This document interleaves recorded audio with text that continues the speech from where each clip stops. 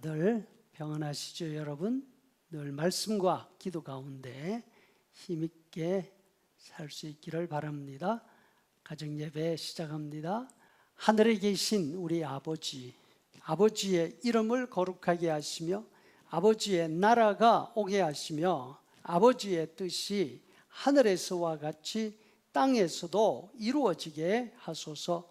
오늘 우리에게 일용할 양식을 주시고 우리가 우리에게 잘못한 사람을 용서하여 준 것 같이 우리 죄를 용서하여 주시고 우리를 시험에 빠지지 않게 하시고 악에서 구하소서.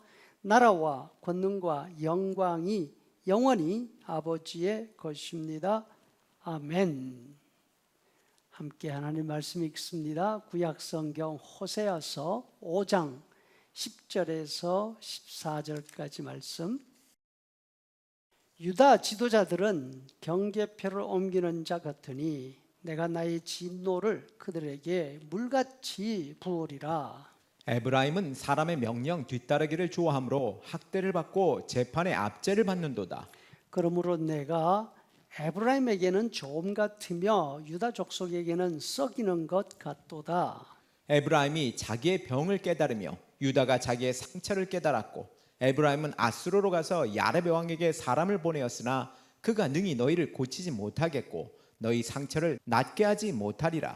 내가 에브라임에게는 사자 같고 유다 족속에게는 젊은 사자 같으니 바로 내가 움켜갈지라 내가 탈취하여 갈지라도 건져낼 자가 없으리라. 아멘. 여러분, 늘 하나님께 감사하고 하나님의 은혜에 감격하는 마음들이 있지요. 그런데 호세아 선지자가 활동하던 시기 이스라엘 사람들은 하나님께 대한 이런 감정들이 없었던 것 같습니다. 그들이 생각하기에는 하나님이 마치 자신들의 삶에 방해되는 그런 분 같았습니다. 12절에 그러므로 내가 에브라임에게는 좀 같으며 유다 족속에게는 썩이는 것 같구나. 좀이 뭔지 알지요? 옷장이나 침대 밑 같은 습기 많은 곳에 살면서 옷이나 이불에 구멍을 내지 않습니까?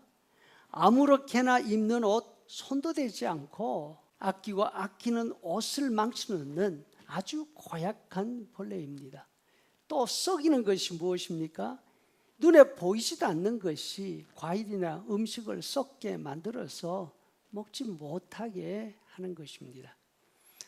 호세아 당시 이스라엘 사람들은 정말 잘 살았습니다. 먹을 것이 넉넉했습니다. 포도주도 묵은 것이나 새 것이나 골라 마실 수가 있었습니다. 날마다 술독에 빠져서 얼굴이 붉고 술 때문에 병이 날 지경이었습니다. 대외적으로도 아주 평안했습니다. 주변에 괴롭히는 나라들을 다 정복하고 솔로몬 이후 가장 넓은 땅을 차지하고 있었습니다. 그럼에도 불구하고 만족을 몰랐습니다. 감사가 없었습니다. 어디 더 재미있는 일 없나 하면서 창기집까지 드나 들었다고 합니다. 뿐만 아니라 더 많은 것을 가지기 위해서 욕심을 부리고 있었습니다. 10절에 유다 지도자들은 경계표를 옮기는 자 같다. 여러분, 땅에 대한 욕심은 어제 오늘 일이 아닌 듯합니다. 당시 귀족과 부자들은 땅 넓히는데 정신이 없었습니다. 성경에서 이스라엘 사람들에게 땅은 모두 하나님의 소유였습니다. 땅을 사고 파는 것은 율법으로 금지가 되어 있었습니다. 혹시 가나로 인해서 땅을 판다 하더라도 그 땅은 희년, 즉 50년 주기가 돌아오면 원래 주인에게로 돌아가게 되어 있었습니다. 그럼에도 불구하고 부자들은 계속해서 땅을 넓혀갔습니다. 농경사회에서 땅이 없으면 사람들이 어떻게 될 것입니까? 남의 소작농이 되고 점점 더 가난해져서 결국은 노예 지경으로 떨어지게 되지 않겠습니까? 남이 굶든지 노예가 되든지 이들에게는 문제가 되지 않았습니다. 한번 마음 먹으면 누가 뭐라고 해도 그 땅을 차지하고야 말았습니다.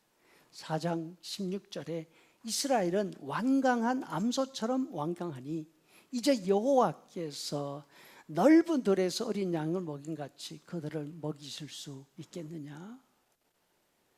다윗이 이렇게 고백하지 않습니까? 시편 23편 1절 여호와는 나의 목자시니 내가 부족함이 없으리로다. 자신은 목자이신 하나님의 양이라는 것입니다. 반면 호세아 당시 부자 이스라엘 사람들은 자신들이 양이기를 거부합니다. 하나님이 이끌어 가시는 곳 그게 싫다는 것입니다. 암소처럼 뒷발을 단단히 딛고 고개를 뒤로 쳐둡니다.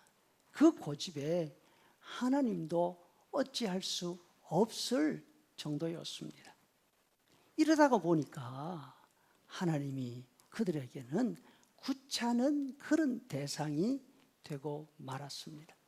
자신들이 원하는 것 도와주지는 않고 방해만 하시는 것 같습니다. 좀벌레 같습니다. 또 자신들이 소중히 여기는 것을 다 썩게 만듭니다. 이러니까 무슨 일이 있든지 하나님을 찾지 않습니다. 다른 이웃 나라들에게 도움을 요청할 뿐입니다. 왜냐하면 하나님이 뭐라고 하실지 너무나 뻔하지 않습니까? 괜히 들어봐야 부담받게 되지 않습니다. 하지만 우리 하나님 좀벌레 취급 받으실 분 아니지 않습니까? 14절에 내가 에브라임에게는 사자 같고 유다 족속에게는 젊은 사자 같게 될 테니까 내가 바로 움켜갈지라 내가 탈취하여 갈지라도 건져낼 자가 없으리라. 하나님의 명령, 하나님의 말씀이 아니라 사람의 명령, 다시 말해서 사람의 욕심을 따라가면 결국 어떻게 된다고요? 11절에 에브라임은 사람의 명령 따르기를 좋아하므로 학대를 받을 것이고 재판을 받게 될 것이라. 가진 것이 많아질수록 더 욕심을 부리고 자기들 마음대로 행동하는데 지장이 되니까 하나님을 좀벌레처럼 여기는 그들에게 하나님께서 이렇게 말씀하시지 않습니까? 내가 그들을 움켜잡아 갈 거다. 내가 탈취하여 갈지라도 건져낼 자가 없게 될 것이다. 우리는 우리 속에서 나오는 사람의 명령이 아니라 하나님의 말씀에 귀를 기울이는 그런 신자들이 되기를 소원합니다.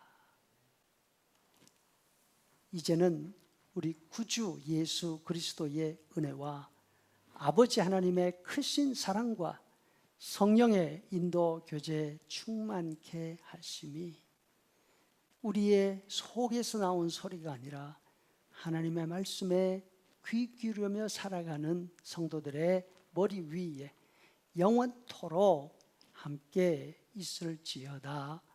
아멘.